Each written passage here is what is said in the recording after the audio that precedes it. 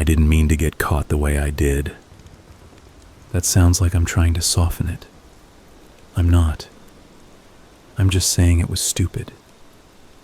It wasn't some clever detective work, not at first. It was a loose thread, and I tugged it without thinking. I'd been careful for years. I was the kind of careful people don't notice because it looks like being boring. I paid bills on time. I waved at the neighbors. I didn't throw parties or bring anyone home. I kept my grass cut. I kept my head down.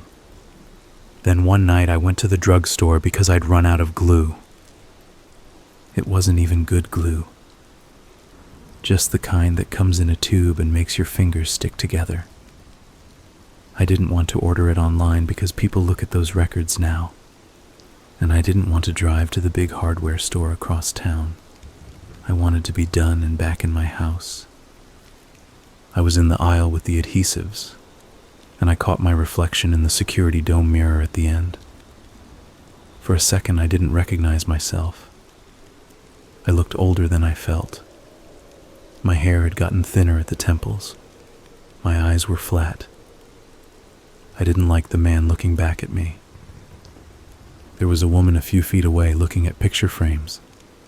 She held one up, then put it back. She was alone. Her coat was open, and her hair was damp like she'd been out in the cold. She didn't notice me. I felt the old pull. It wasn't lust. It wasn't anger. It was more like hunger in the back of my throat. I turned away from her and walked to the register. I told myself I was just buying glue. I paid, got my receipt, walked out. In the parking lot, I dropped the receipt. It landed face up in a slushy puddle and stuck. I could have left it. I should have left it. But I bent down to grab it anyway, and while I was bent over, my bag tipped, and something inside shifted hard against the plastic. A woman's voice behind me said, "Sir, are you okay?" I froze. I don't mean I paused. I mean my body locked like it didn't belong to me. I turned my head and saw the woman from inside. She stood a few steps away with her keys in her hand. Her eyes were on my bag, not my face. The bag was thin. The corner of what I'd put inside was pressing through like a knuckle. It wasn't bleeding. There was no trail, no dripping mess. I wrap things. I seal things. I'm not an animal. Still, the shape was wrong. Too specific. I smiled at her. I could feel the muscles pulling at my mouth. It didn't feel like a real smile. "Fine," I said. "Just heavy." Her eyes flicked up to mine. Her expression didn't turn into relief. It turned into that careful, polite worry people put on when they're deciding whether to back away. She started to speak again. I didn't give her the chance. I said, "Thanks," too loud, and walked fast to my car. I shoved the bag on the passenger seat and pulled out of the parking lot like I was late for something. At the first light, I looked in the rearview mirror. She was still there, standing by her car. She wasn't looking at me anymore. She was looking at her phone. I told myself she was texting someone about dinner. I told myself I was being paranoid. By the time I got home, my hands wouldn't stop shaking. My house sits on a quiet street where nothing happens. One of those places where the loudest sound is someone's sprinkler. I have curtains, but I usually keep them open in the daytime because it makes me look normal. That night I went inside and locked the door and pulled every curtain closed. Then I stood in the living room and listened. Nothing. No footsteps outside. No cars slowing down. No voices. I carried the bag to the basement. The basement door has a deadbolt. People don't put deadbolts on basement doors in their own houses unless they want to keep something in or keep someone out. When I first installed it, I told myself it was for safety. Tools, paint cans, old wiring, things a child could get into. There were no children here. The deadbolt clicked. I went down the stairs, switched on the overhead light. There's a part of the basement that looks normal. Concrete floor, workbench, shelves, a washer and dryer, a smell of damp and old cardboard. Then there's the other part. I built a wall, not a full one, just enough to create a separate room behind it. I put insulation in, not for warmth but for sound. I hung cheap paneling. I did it myself, evenings after work, quiet as I could. Inside that room, I kept everything that mattered. The dolls sat in a row on a long shelf, each one on its own cloth like it was sitting for a photograph. 4 of them. My wife. My 3 girls. People will call them monsters when they see them. People will say dolls like it's a joke. But they weren't toys. They were the closest thing I could make to what I lost. They didn't have faces the way you think of faces. Not complete. Not smooth. Not pretty. I didn't want pretty. I wanted real. I wanted the weight of a hand when you hold it. The curve of an ear when you brush past it. The dull shine of an eye when light catches it. One part at a time. One woman per part. That was my rule. It wasn't some moral thing. It was a limit. If I broke it, I'd be taking too much from one person, and then it would start to feel like stealing instead of collecting. I told myself that mattered. The bag from the drugstore was just glue and a few other supplies. But the fact that the woman in the parking lot had looked at it, really looked, made my stomach knot. I set the bag down and checked my phone. No missed calls, no messages. I washed my hands even though they were clean. Then I went upstairs and sat in the dark, waiting for a knock. It came the next afternoon. Not dramatic, not a battering ram, just a firm rap on the front door. Through the peephole I saw 2 men and a woman, plain clothes, badges out. My mouth went dry. I didn't open it right away. I stood there with my hand on the knob and tried to breathe like a normal person. The woman knocked again. She didn't shout my name, which meant she already knew it. I opened the door. "Mr. Harlow," she said. I nodded. "I'm Detective Reyes," she said, showing the badge. "And this is Detective Madsen and Officer Pike. Can we talk for a minute?" Her voice was calm. That calm that isn't friendly. It's controlled. "What's this about?" I asked. I hated how thin my voice sounded. "Just a few questions," she said. "We won't take much of your time." That line too. The one they practice. I stepped back and let them in. My house smelled like lemon cleaner. I keep it that way. It's hard to picture violence in a place that smells like cleaning products. They stood in my living room and looked around like they were taking a mental inventory. I watched their eyes and tried not to follow them. Detective Reyes said, "Do you drive a gray sedan?" plate ending in 429? Yes, I said. Were you at the Oak Ridge drugstore last night? I swallowed. Yes, I said. Her eyes stayed on mine. A customer reported a concern, she said. Said she saw something unusual in your bag when you were leaving. I forced a laugh. Unusual? I said. I bought glue. Madsen's face didn't change. Reyes said, Do you have the receipt? That stupid receipt. It wasn't in my pocket. It wasn't in my wallet. It was in the trash can in the kitchen, damp and folded. I might, I said.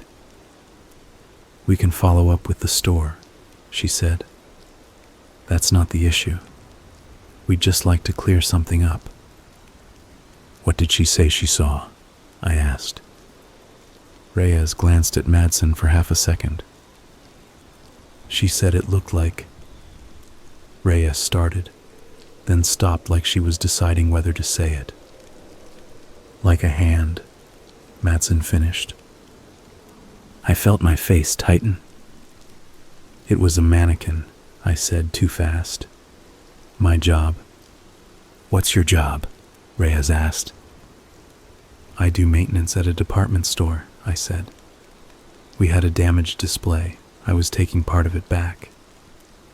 That wasn't true, but it wasn't far enough from something true to sound insane. Reyes nodded like she believed me. Then she said, We'd like to see your car. My heart kicked. Why? Because the report was serious, she said. And because you're the one who was there. I could have refused. I know that now. I know what the rules are. I could have asked for a warrant. But in that moment, refusal felt like guilt. So I said, Sure. I led them out to the driveway. The car was clean. The trunk was empty. Except it wasn't. I had forgotten about the box. It was small, taped shut, shoved behind a bag of winter salt. I'd meant to bring it into the basement, but I'd gotten home and fixated on the woman in the parking lot, and I'd left it there like a moron. Reyes popped the trunk. Her eyes went right to the box. What's that? She asked. Just something from work, I said. She looked at me. Open it, she said. My hands moved like they weren't attached to my brain. I reached in, pulled the box out, set it on the bumper. The tape was thick. I'd wrapped it too well. Madsen stepped closer. Knife? Reyes asked Officer Pike. Pike produced a small blade. I watched it slice through the tape. I watched the flaps fold back. Inside was tissue paper. Reyes lifted the paper. What was under it was wrapped in plastic and cloth, sealed tight, like I always do. It was still clearly what it was. A forearm. Even wrapped, it had that unmistakable weight and shape. Too human to be mistaken for a prop once you were close. I'd sealed it the way I always did. Layers of plastic and cloth, taped tight so nothing could leak or smell. The edges were covered, but the outline still told the truth. A piece that used to belong to someone who was alive the day before. Reyes didn't touch it with her bare hands. She didn't have to. Her face said she'd already felt it. Reyes didn't flinch. Madsen's jaw tightened. Officer Pike turned his head slightly and swallowed. Reyes looked at me again. Mr. Harlow, she said, you're coming with us. I didn't run. There wasn't anywhere to run that would matter. They put handcuffs on me, cold metal, the kind of cold that wakes you up. As they guided me to the car, my neighbor's dog barked from behind a fence. Someone across the street was taking out trash. A normal day. I wondered if I looked like a normal man being arrested. At the station, they took my belt and my shoelaces and sat me in a small room with a table bolted to the floor. I'd seen rooms like that on TV. The glass, the buzzing light. In real life, it's quieter. The air feels stale. It's too clean. They left me alone for a while. I sat there and stared at the wall. I thought about my wife, Emily. I thought about Hazel's laugh, how she used to snort when she laughed too hard. I thought about June's hair, always getting tangled. I thought about Lily, the youngest, the one who would climb into our bed in the middle of the night and wedge herself between us like a warm, breathing wedge. They were gone. People say gone like it's a simple word. It isn't. Reyes came in with a file in her hand. She sat across from me, set the file down. She didn't open it right away. "You know what we found?" she said. I nodded. "We're going to search your home," she said. "We have a warrant now. A team is on the way." I swallowed. She watched my face. "Is there anything we should know before we go in there?" she asked. The question sounded like she was giving me a chance to save someone from walking into something awful. There was no one alive in my house. Not anymore. Still, my throat tightened. "There's a room in the basement," I said. Reyes's eyes didn't widen. She just nodded slowly. "What's in it?" I tried to speak and couldn't. I cleared my throat. "My family," I said. Reyes's mouth tightened. "Your family is in your basement?" Not like that," I said. Her voice stayed steady. "Like what, Mr. Harlow?" I looked down at my hands. The cuffs were gone now. They'd taken them off when they sat me here, which made me feel naked. "I made them," I said. Reyes didn't speak. Madsen came in then and stood by the door with a paper cup of water. He didn't offer it to me. Reyes opened the file. On the top page was a photo, not of the forearm, of a missing woman. Her smile was too big, like she was trying hard to look happy. It always strikes me when they show those photos. They pick the ones where the person looks alive, like that can fight what happened. "How many?" Reyes asked. I stared at the photo. I could tell you her name. I could tell you where she worked. I could tell you what her car smelled like. I could tell you the shape of her hand. I didn't say any of it. "4, I said. Reyes's eyes lifted. "4 women?" "4 dolls," I said. Her lips pressed together. "How many women?" I hesitated. It's strange what you hesitate over. Not the fact that you've destroyed people. Not the fact that you've turned them into parts. But the exact number, like it's a confession and a tally at the same time. "More than 4, I said. Madsen shifted his weight. Reyes leaned forward.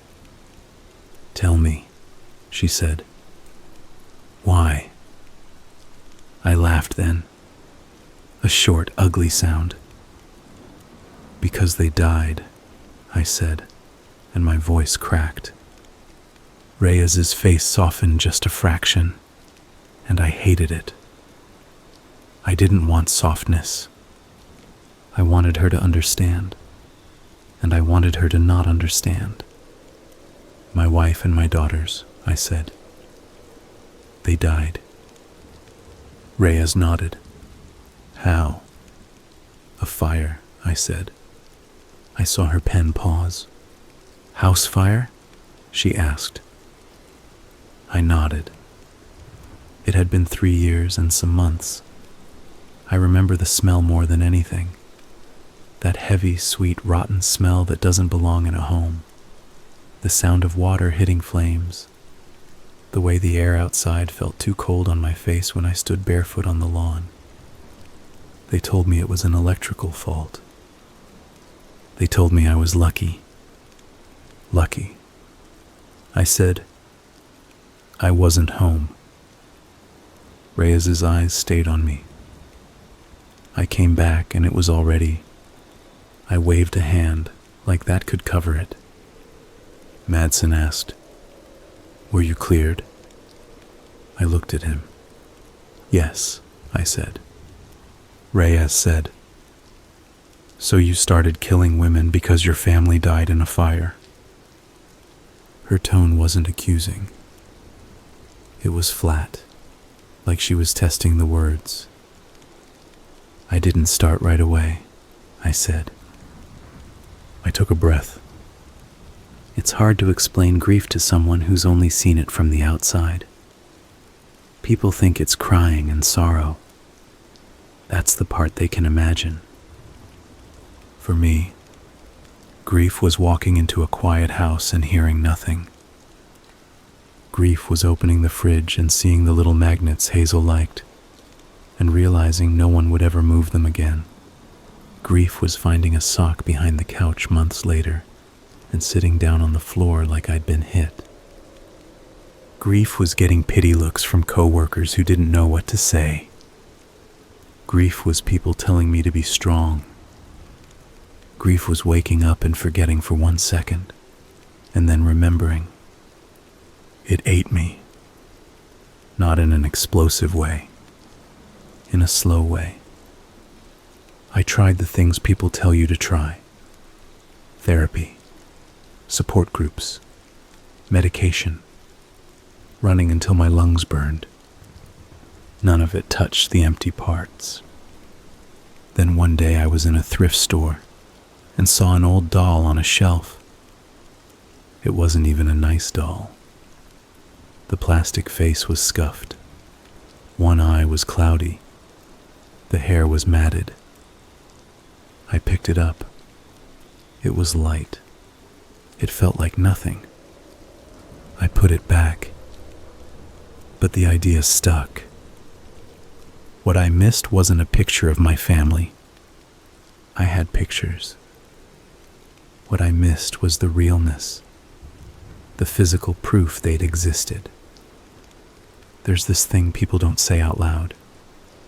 Once someone is gone, everything left behind becomes an object. Clothes in a closet, a toothbrush, a hairbrush. The body is the one thing you can't keep. You're supposed to let it go. I couldn't. I started with harmless things. I bought those kits online where you can make plaster casts of hands. I made one of my own hand. It looked like a prop. It didn't help. I bought silicone and molds. I watched videos. I tried to make something that felt human. It didn't. Because it wasn't. The first time it happened, it wasn't planned. I know everyone says that. But it's true. I was at a bus stop in the rain. A woman stood a little away from me, looking at her phone. She had a scarf wrapped around her neck. Her hair was tucked under a hood. I noticed her hands because she had long fingers, and she kept rubbing her thumb against her knuckle like she was nervous. The bus didn't come for a long time. A car pulled up. A guy leaned out and asked her if she wanted a ride. She said no. He drove off. She didn't move closer to me after that. She moved farther. I remember thinking, she thinks I'm dangerous too. And the thought didn't make me sad. It made me feel sharp, like something in me was still alive. When she finally got on the bus, I got on too. I sat behind her. She didn't look back. I followed her off 3 stops later. I'm not going to give you the steps. I'm not going to turn this into a lesson. I know what people do with details. I know how some minds work. Mine worked that way long before any of this. What matters is that I did. And what mattered to me after was that it had to be quiet. Not the sound, the whole thing. Quiet in the sense of contained. No mess that could travel. No smell that could climb the stairs. No panic. Panic ruins everything. That's the part people don't understand. They picture rage. They picture a blur. For me, it was the opposite. It was slow. It was me forcing myself to move like a person doing maintenance, checking off a list, trying not to think about the fact that a person had been talking and walking around the day before. Trying not to think about the way the body stays warm for a while, and then doesn't. I didn't keep her as a whole. I didn't want a body. A body is a problem. A body is guilt you can trip over. I wanted one thing that would last. Afterward, I stood in my bathroom and stared at my reflection and felt nothing. Then I went downstairs to the basement and did what I needed to do. Not right away. First I stood there, hands on the sink, and waited for my breathing to slow. I always did that. If I rushed, I made mistakes. The room behind the false wall wasn't dramatic. It wasn't candles and symbols and movie nonsense. It looked like a cheap workspace where somebody might be fixing drywall. Plastic sheeting, old towels, a folding table that wobbled unless you shoved a paint can under one leg, a fan meant for damp basements, always humming. I laid the plastic down because it made cleanup easier, and because I couldn't stand the idea of anything soaking into the concrete. Concrete remembers. I put on gloves, doubled them, because skin under your nails is a problem later. I taped the cuffs because it kept my hands from shaking out of the gloves when they got sweaty. I wore the same old work boots every time, and I kept them in that room, not upstairs where I lived, and I worked in silence, not because I was scared of being heard, but because noise would have made it feel like an accident. The worst part wasn't the sight. The worst part was the change in the air. A living person smells like soap, shampoo, perfume, breath, laundry. Normal things. Afterward, there's a different smell that shows up even if you scrub and open windows and pretend you're above it. It clings to your clothes. It sits in the back of your nose. You can't talk yourself out of it. I didn't let myself think of her as a whole person while I worked. I didn't look at her face. I focused on one task and one piece, like it was a job I'd been hired to do. That's the only way I could get through it without stopping. I didn't take what I didn't need. That's another thing people won't believe, because it sounds like I'm asking for credit. I'm not. I'm telling you how I kept it from turning into something I couldn't control. After, I cleaned until there was nothing to point to. I wiped down surfaces twice, then again, not because it made me safer, but because it made me calmer. I bagged everything that wasn't meant to stay. I showered in the basement sink and still went upstairs feeling like I was carrying it with me. By the time I was done, the basement looked ordinary again. That was always the goal. The part I kept was wrapped, sealed, and set aside like a piece of fragile equipment. I didn't label it with a name. I couldn't. I didn't take her whole body. I took one part. That was the rule I made for myself right then. One part. One woman. If I took more, it would be too much. It would turn into chaos. I needed order. I needed a structure that made sense to me. I built the dolls slowly. Emily's doll first. I started with the frame, wood and wire, wrapped and shaped until it held a human posture. Not perfect, not smooth, but close. Then I began. A hand, an ear, an eye, a foot. Each one came from a different woman. Not because I was generous, because I was trying to make something that wasn't just a trophy. Each time I told myself I was borrowing, not taking. I told myself I wasn't ending a life for nothing. I told myself it meant something. Reyes's pen scratched across paper. "How did you choose them?" she asked. I looked at her. "I didn't pick them because they were women," I said.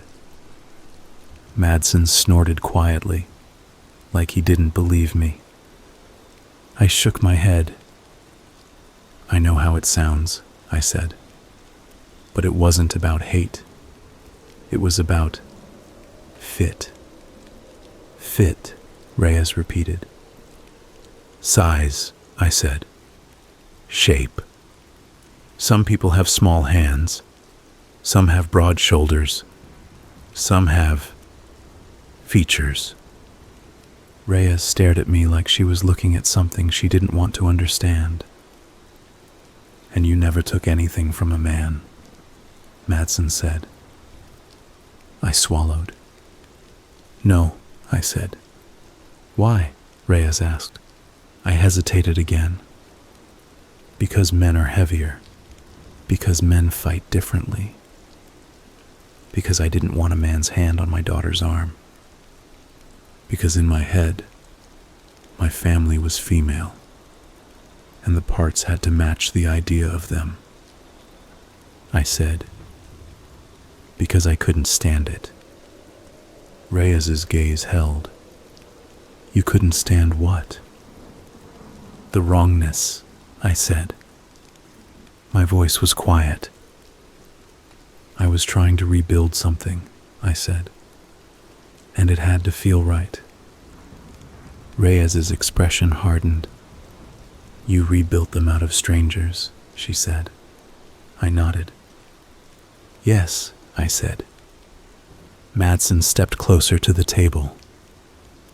"And how many strangers?" he asked. I stared at the file. I thought about the parts on the dolls. Each doll needed 2 arms, 2 legs, eyes, ears, hands, feet. Pieces that make a body look whole from a distance. I didn't need everything. I didn't want everything. I took what I needed and left the rest where no one would find it quickly. I told myself that was mercy. It wasn't. I said, "Enough." Madsen's face turned red. "That's not an answer." Reyes held a hand up to stop him. "Did you keep records?" she asked. I shook my head. "Names?" "No," I said. "Why not?" I stared at my hands. "Because names make them real. Because if I said their names, I'd have to admit what I'd done wasn't just a project. Because names have families attached. Because names have voices." I said, "Because I didn't want to." Reyes closed the file. "Your house," she said. Tell me what's in your basement. I swallowed. My girls, I said again. Reyes didn't ask me to describe them. She didn't need the details to know it would be bad. What are the dolls made of? She asked. I could have lied. There was no point. Parts, I said. Reyes's eyes didn't move away. What kind of parts? She asked. I felt my tongue stick to the roof of my mouth. The kind you're thinking, I said. Madsen made a quiet sound through his nose, like he was trying not to swear. Reyes said, Did you cut them up? I stared at the table. Don't make me say it like it's a recipe, I said. Her voice stayed level. I need to know what we're walking into, she said. I swallowed. I separated what I needed, I said. One piece. Then I got rid of the rest. She held my gaze. And how are they stored? On shelves, I said. They're arranged. Reyes's jaw tightened. And the rest? She asked. The rest? The rest of the women, she said. I leaned back in the chair. I didn't keep them, I said. Reyes didn't react. She just nodded once. Madsen looked away. It occurred to me then that I'd been thinking of this as my story. My loss, my rules, my work. But their faces were telling me it wasn't mine. It was theirs. It was everyone else's. A knock came from the other side of the wall. Reyes glanced at the one-way glass. Someone outside made a small gesture, the kind that says, something happened. Reyes stood. Search teams at your house, she said. She paused, then asked, Are there any traps? Anything that could hurt them? I shook my head. No, I said.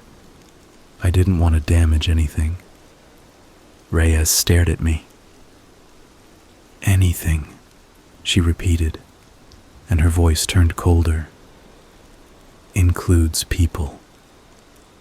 I didn't answer. She left the room. Madsen stayed. He leaned his hands on the table. You really expect us to believe this was love? He said. I looked up. It wasn't love, I said. He blinked. What was it then? I thought about Emily's voice, the way she'd say my name when she wanted my attention. I thought about June crying because her tooth was loose. I thought about Lily's sticky hands after ice cream. I thought about Hazel's angry little face when she got told no. I said, It was trying not to disappear.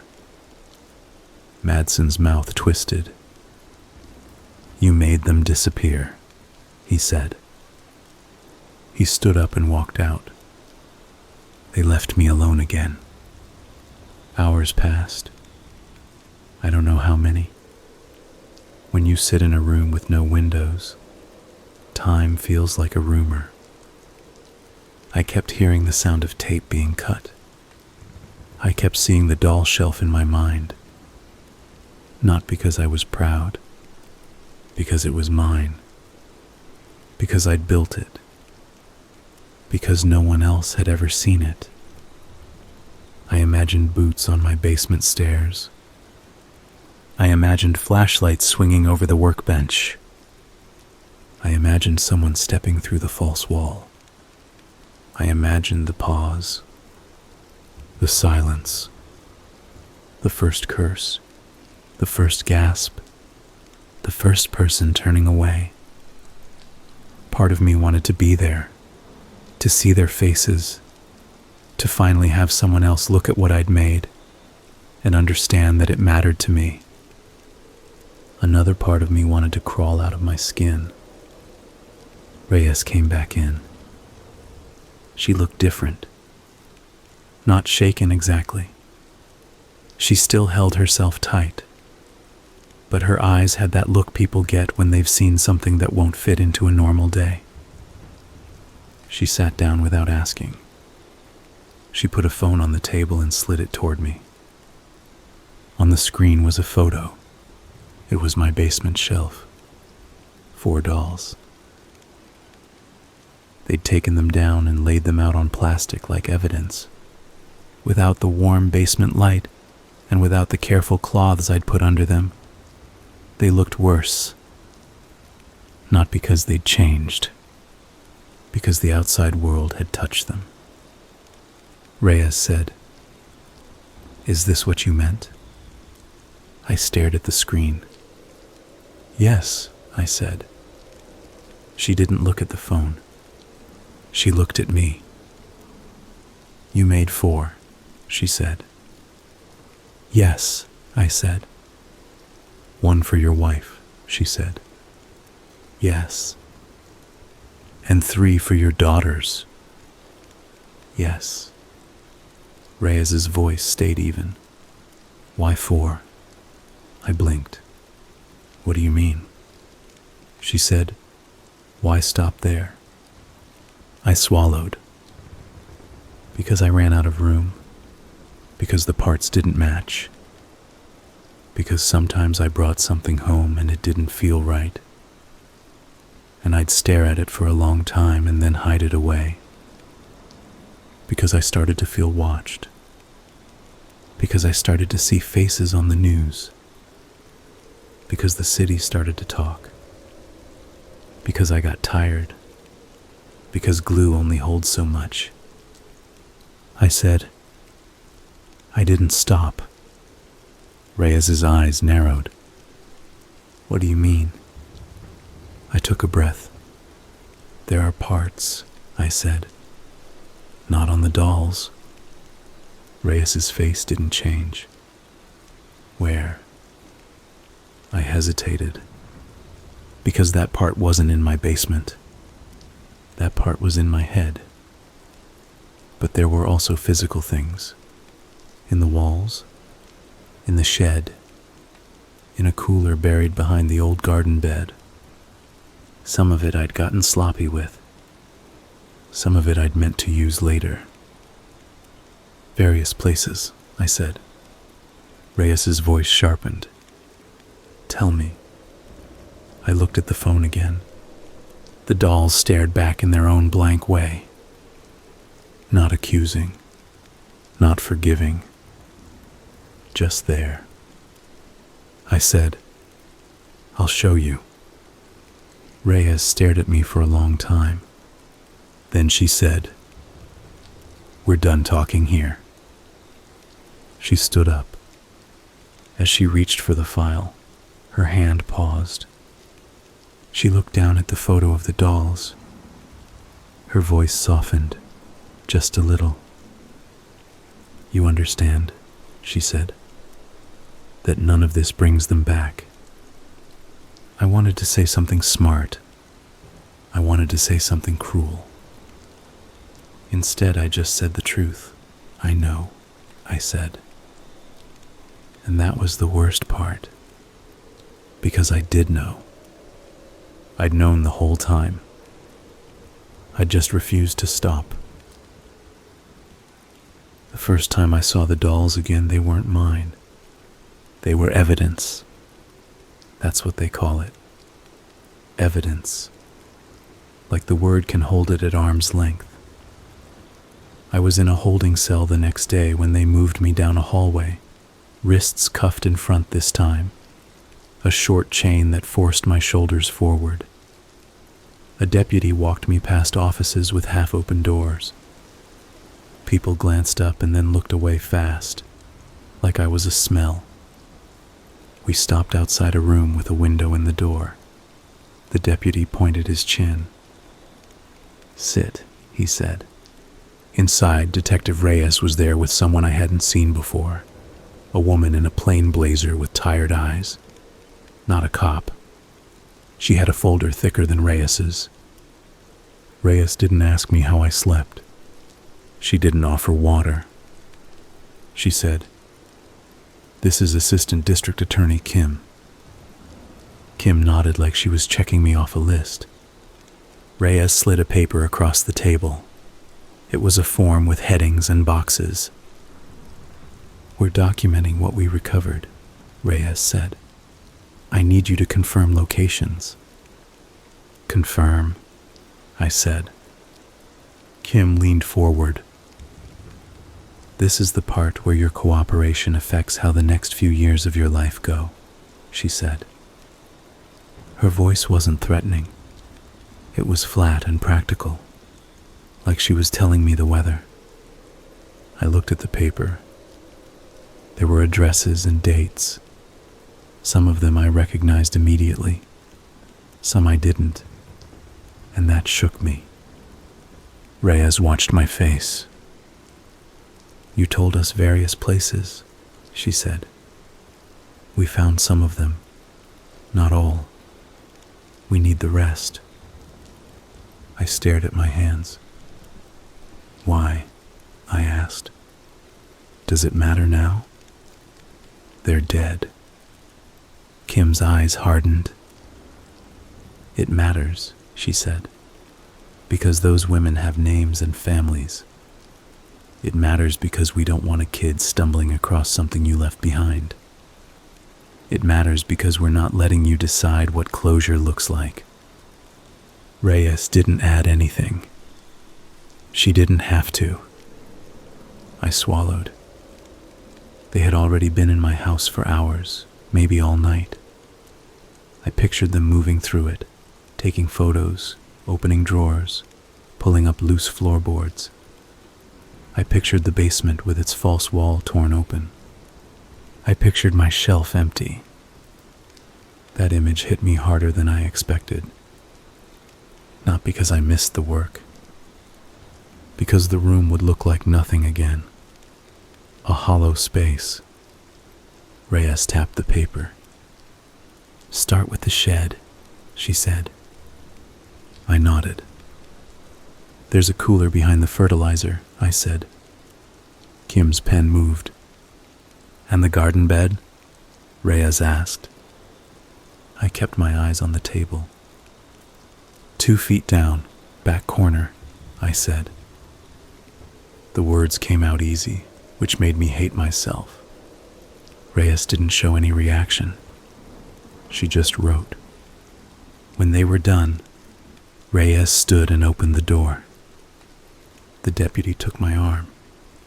As I stood, Kim said, "Mr. Harlow." I paused. She looked at me like she was looking at a thing she didn't want to exist. "You don't get to tell the story the way you told it yesterday," she said. "Not in court, not on the news, not anywhere." I blinked. "What do you mean?" She said, "You're not a grieving husband who made a mistake. You are the person who did this. You don't get to frame it as love." I felt my face heat. "I didn't." She cut me off. "Save it," she said. The deputy guided me away. In my cell, the day dragged like a bad fever. The noises were constant. Doors clanging, men shouting, a TV somewhere with the volume too high. The air smelled like sweat and disinfectant and old food. At some point, a guard slid a tray through the slot. I ate because my body still followed simple rules. Later, someone called my name. They moved me again, this time to a room with a phone on the wall. "Call your lawyer," the guard said. I didn't have one. I hadn't called anyone since the arrest. I stared at the phone like it was a trick. The guard sighed and said, "Public defender's already assigned. He'll be at arraignment." I nodded. When they took me back, I lay on the thin mattress and stared at the ceiling. The ceiling had marks where someone had tried to scratch initials. I thought about Emily's hands, not the doll's hands. Her real hands. How she would press her palm to the back of my neck when she passed behind me in the kitchen. How she'd twist her wedding ring when she was thinking. I thought about Hazel sticking her tongue out when she concentrated. I thought about June's socks always inside out. I thought about Lily, the way she'd say, "again," until you gave in.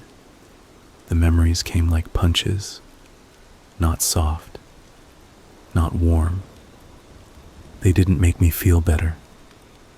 They made the empty parts louder. A week later, they moved me to county. Everything became paperwork and schedules, fingerprints, photos, a number. My name stopped being my name. People said it like a problem. In the intake room, an officer with a shaved head read off my charges. He didn't look up. I heard words like homicide and abuse of a corpse and unlawful disposal. I heard multiple counts. At one point he paused and said, almost to himself, "Jesus." Then he kept going. They put me in a dorm-style unit with bunk beds and men who watched me too closely. News moves inside jail faster than it does outside. By the second day, people were already calling me names. Dollmaker. Barbie. Some of them laughed when they said it. Some of them didn't. One man cornered me in the hallway near the showers. He was tall and had tattoos crawling up his neck. He said, "You really only took one piece at a time?"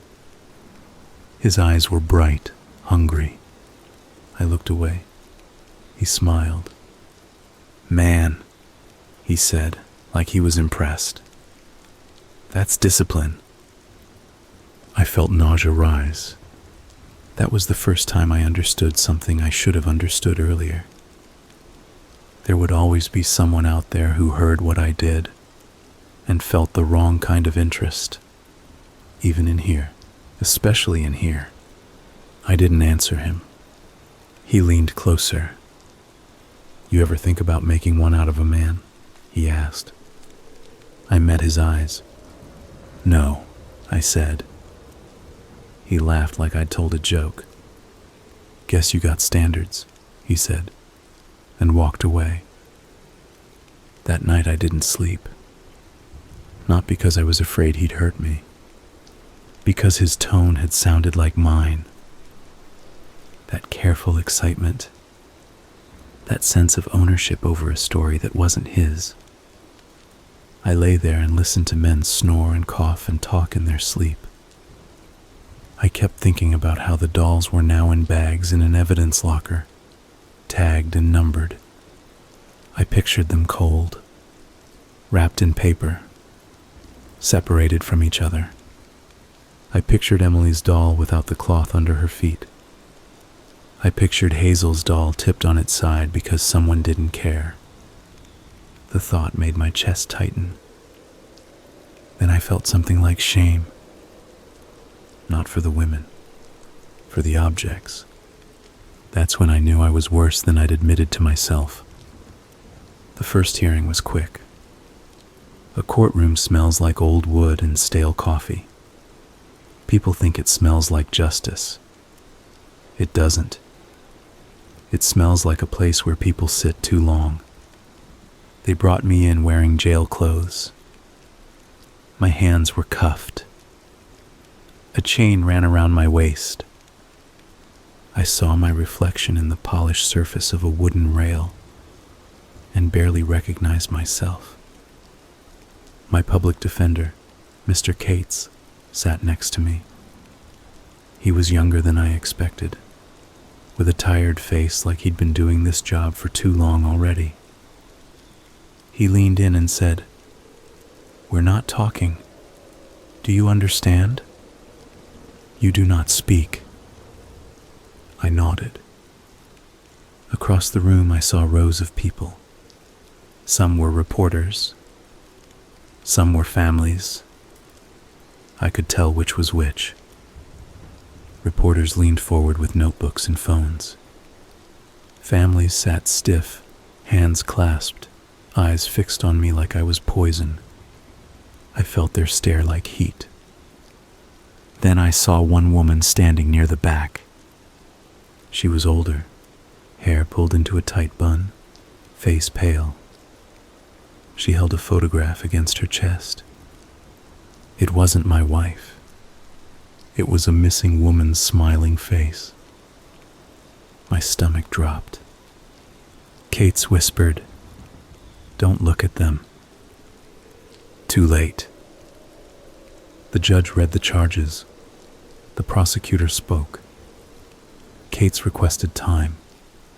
I heard words like, "No bail." I heard the judge's voice like it was coming from down a long hallway. When the gavel came down, it felt like something closing. As they led me out, someone in the gallery shouted, "Where is she?" A voice, raw and cracking. "Where is my daughter?" The deputies kept moving me. Cates's hand grabbed my arm. "Keep walking," he hissed. Another shout, "Monster!" I didn't turn around, but the words followed me. Back in jail, Reyes came to see me once. It surprised me. She stood outside the cell with a clipboard. I stepped to the bars. She looked at me with the same controlled face she always had. "We identified 6, she said. My throat tightened. "Only 6? I asked before I could stop myself. Her eyes narrowed. "Only," she repeated. I felt my face go hot. I didn't know what to say. Reyes said, "We're still working. You gave us locations. Some of it wasn't there anymore." I stared. "What do you mean?" She hesitated. "Animals," she said. "Weather. Time. Things you don't control." That hit me in a strange way. Not because it made me sad. Because it meant the parts weren't preserved. It meant the pieces I'd taken, the pieces I'd treated like they mattered, had become trash. Reyes watched my expression and her face tightened. "You're thinking about the wrong thing," she said. I swallowed. She continued, "Do you know how many women in this city changed the way they live because of you? How many stopped walking alone? How many bought pepper spray, stopped taking the bus, stopped going out at night?" I didn't answer. Reyes's voice rose slightly, not shouting, but sharper. "Do you know how many calls we got from husbands checking the locks? From daughters asking if we'd found their mothers? From friends who hadn't heard back from someone for a few hours and were already imagining the worst?" I stared at the floor. Reyes lowered her voice again. "You didn't just kill," she said. "You poisoned a whole city." She paused. "And now they know where you lived," she added. I looked up. "What?"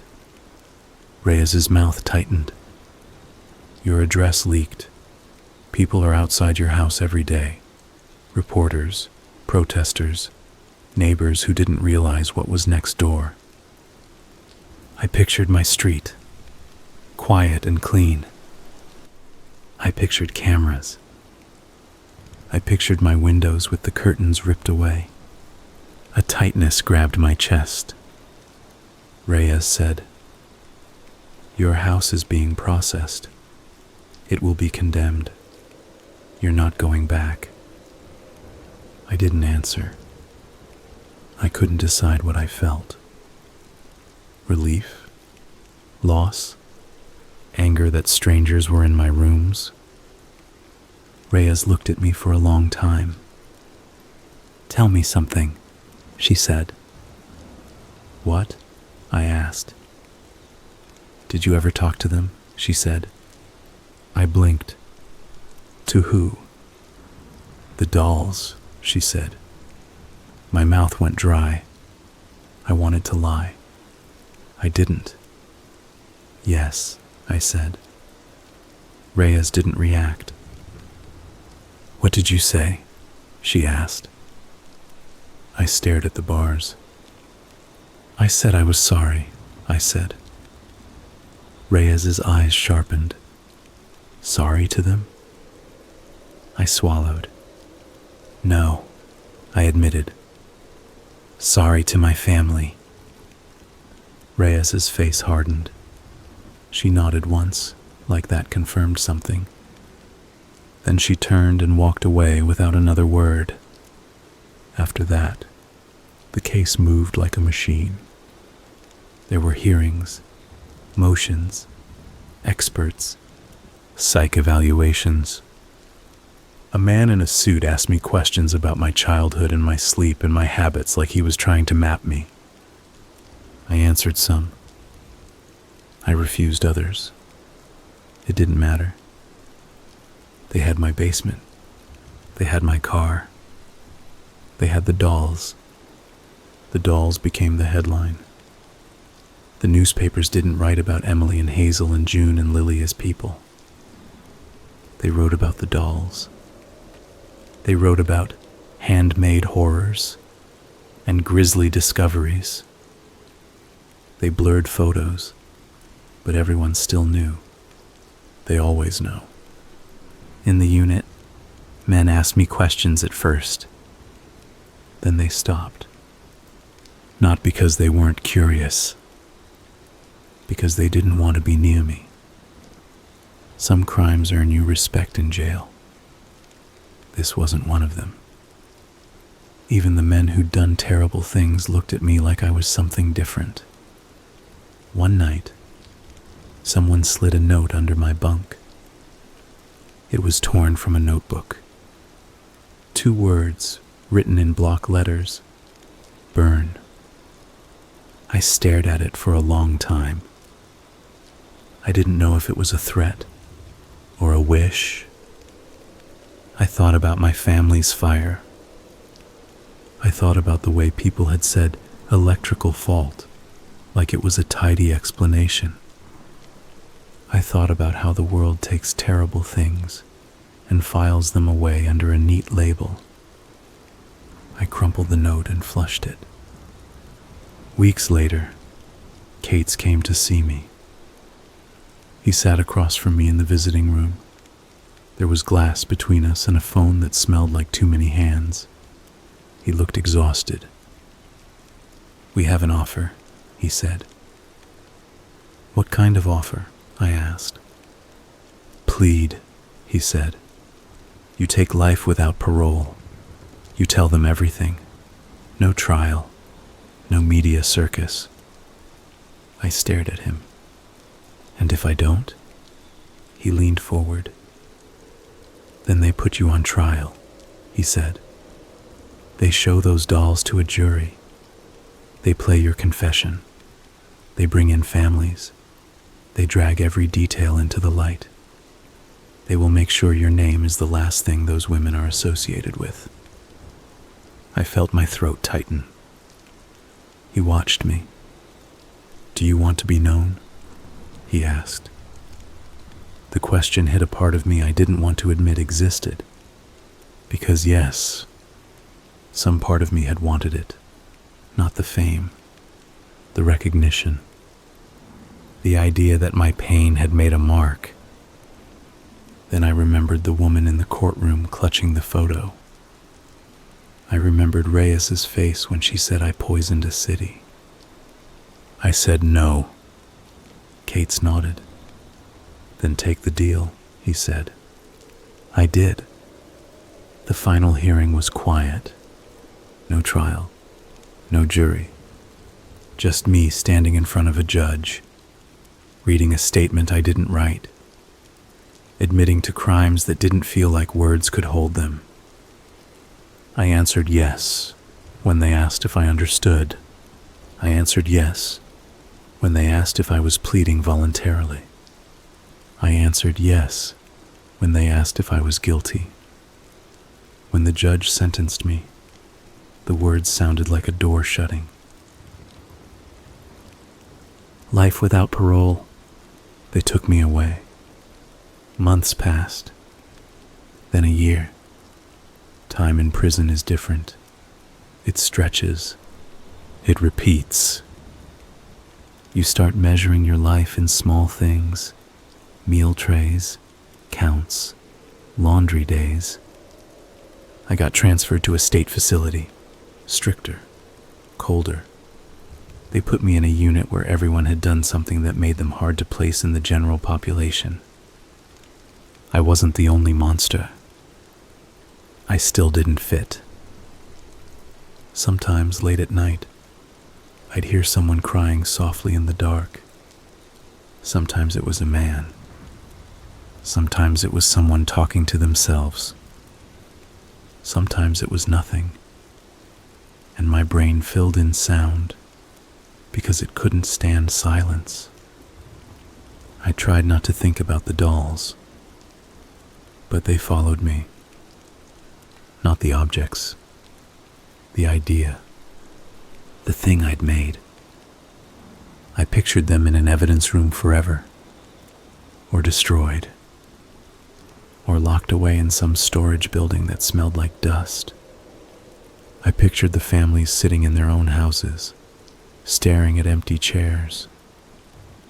I pictured women in this city still checking behind them when they walked. I pictured my street with my house boarded up. I pictured the basement room, empty, the false wall cut open, the shelf removed, just bare concrete again. That was the only image that felt like punishment. One afternoon, a guard called my number and told me I had mail. Mail in prison is either nothing or trouble. I went to the desk. The guard slid a thin envelope toward me. No return address. My name written in careful handwriting. I took it back to my bunk. The other men watched me. I opened it. Inside was a single photograph. Not a picture of my family, not a doll. A photo of my house. The windows were boarded. The yard was overgrown. Spray paint covered the front door. Even in the blurry photo, I could read one word: murderer. My stomach twisted. On the back of the photo, someone had written a sentence. Not angry, not dramatic, just plain. We tore it down. I stared at that for a long time. I didn't know if it was true. I didn't know if someone was lying to mess with me. But the thought of the basement room being gone, of the shelf being smashed, the false wall ripped apart, the space erased, did something to me. It felt like the closest thing to losing them all over again. Only this time, it was deserved. That night, I couldn't sleep. I lay there and listened to the building settle. I thought about Emily and the girls, not the dolls, the real ones, their voices, their weight, the life that had filled my house before it burned.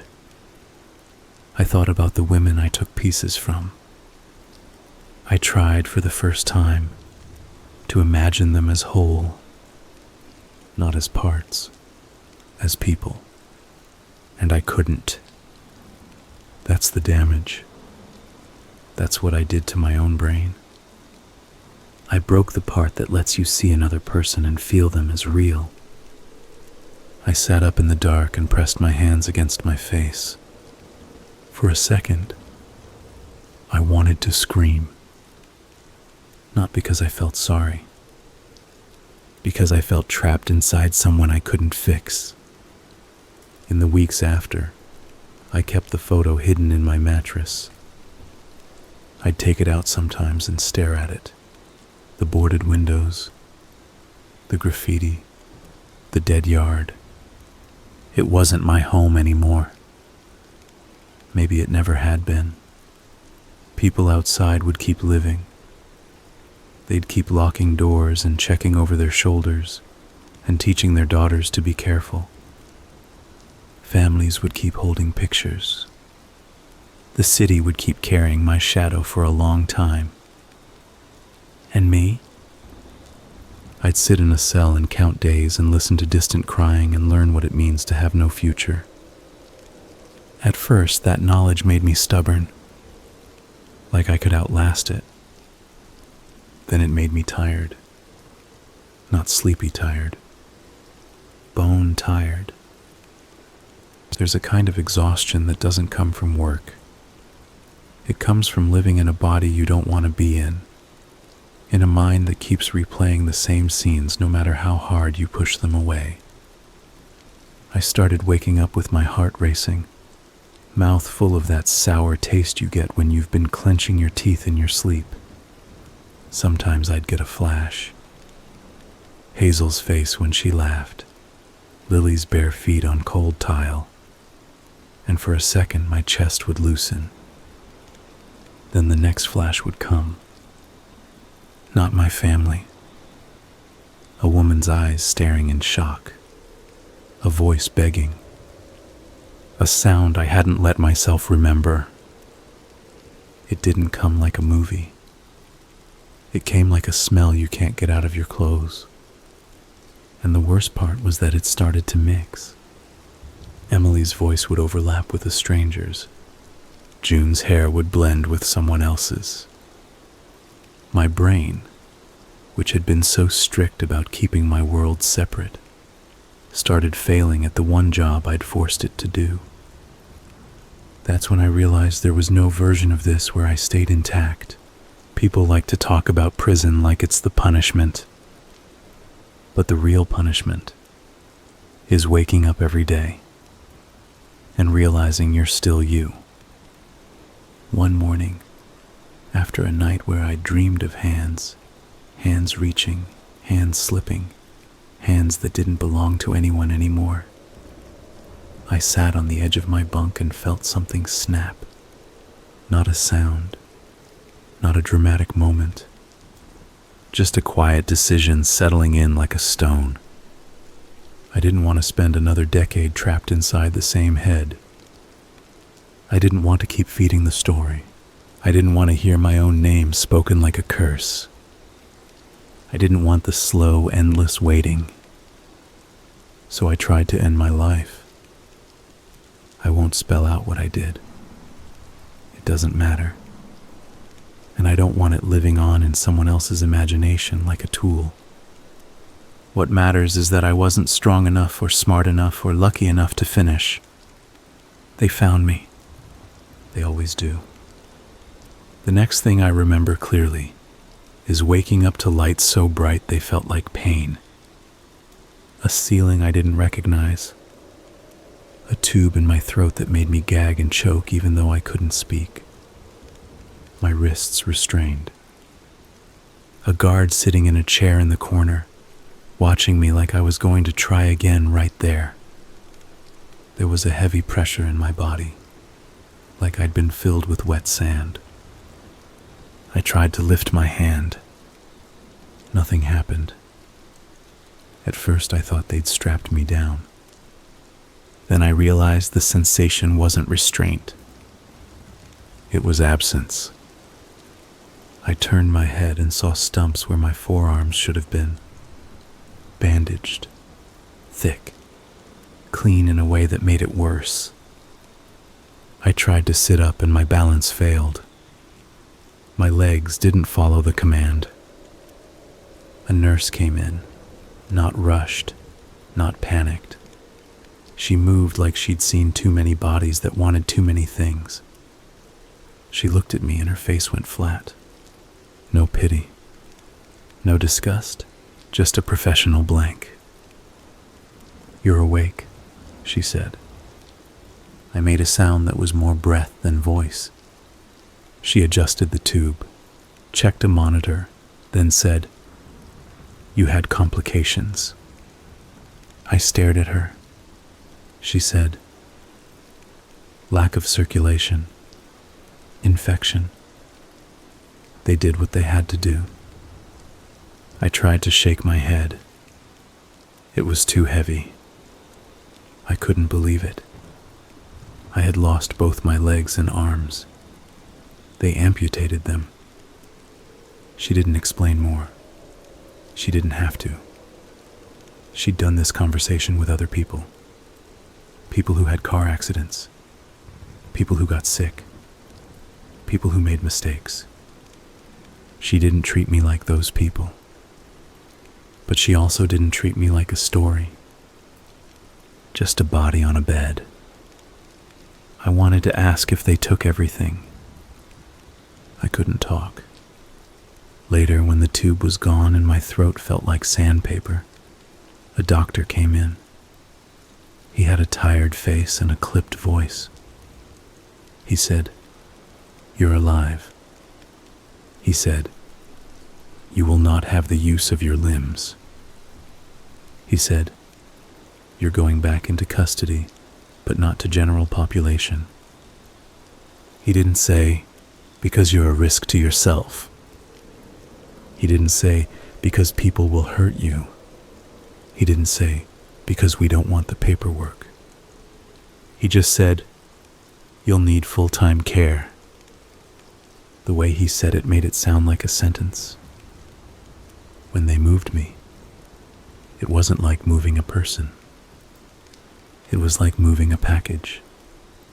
Straps, wheels, someone pushing from behind. They took me to a medical unit that smelled like bleach and old urine. The hallways were too bright. The doors were thick. The men there weren't shouting. They weren't posturing. Most of them were quiet in the way people get when their bodies have betrayed them. Some stared at the ceiling all day.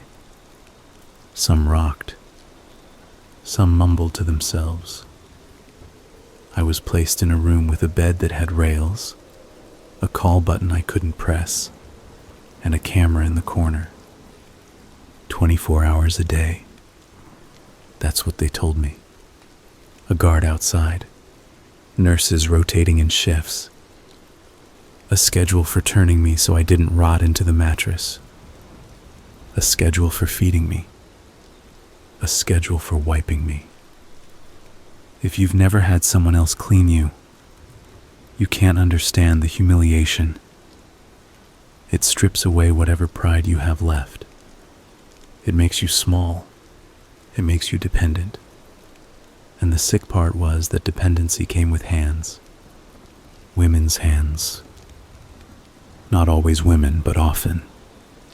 A nurse with short nails wiping my face. A tech adjusting my sheets. Someone brushing my teeth like I was a child. They avoided looking at my eyes. They spoke to me like I was half asleep, half dangerous.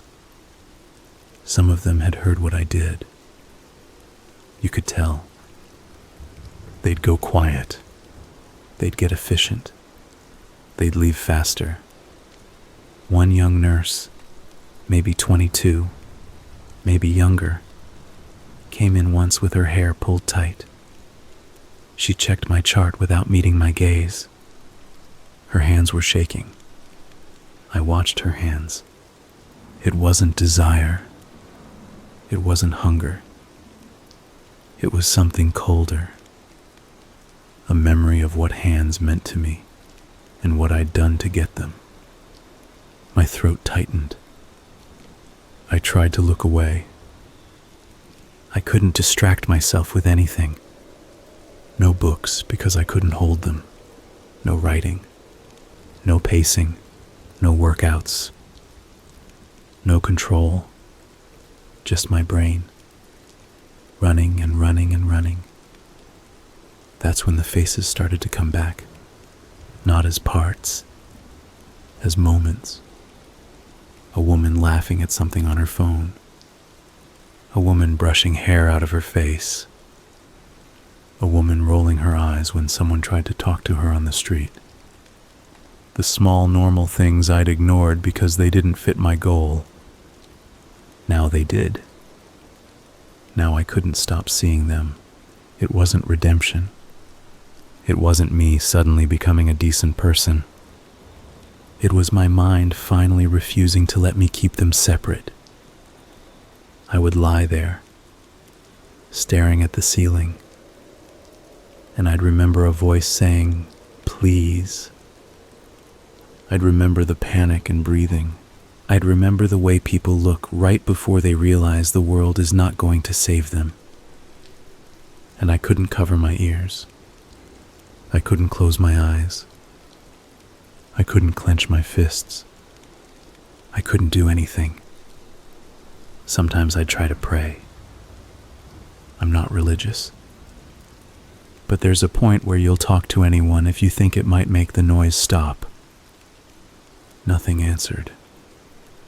Just the hum of fluorescent lights, the squeak of carts in the hallway, the occasional groan from the next room. One night a nurse came in to check my vitals. She was older, maybe in her 50s, hair graying at the temples. She had the kind of face that had seen too much and decided to keep moving anyway. She did her work without speaking. Then, as she adjusted the blanket, she leaned close enough that I could smell her lotion. She finally looked at me. Her eyes were hard. She said very quietly, "Do you remember their names yet?" My throat tightened. I opened my mouth. Nothing came out. I wanted to say no. I wanted to say yes. I wanted to say I didn't deserve to. She straightened up. "That's what I thought," she said. And she walked out. After that, I started trying. Not because it would help them. Not because it would change anything. Because it was the only thing left that felt like a punishment I could participate in. I lay there and forced myself to picture each woman's face as a whole. I forced myself to imagine her life. A kitchen. A job. A friend waiting for a text. A mother who never stopped checking the phone. I couldn't do it for all of them. Some stayed blank. Some stayed pieces. But a few began to sharpen. And every time one of them sharpened, it felt like someone pressing a thumb into a bruise. Day after day, night after night. No limbs, no privacy, no escape. Just me, reduced to a body that needed turning. Trapped in a place where the only hands that touched me were there to keep me alive. I used to tell myself I was collecting parts so my family wouldn't disappear. Now I understood what I'd really done. I'd taken other people apart. And in the end, I'd taken myself apart too. Not in a way that made art. In a way that left nothing but a husk. That's the aftermath. Not ghosts. Not curses. Just consequences that don't end.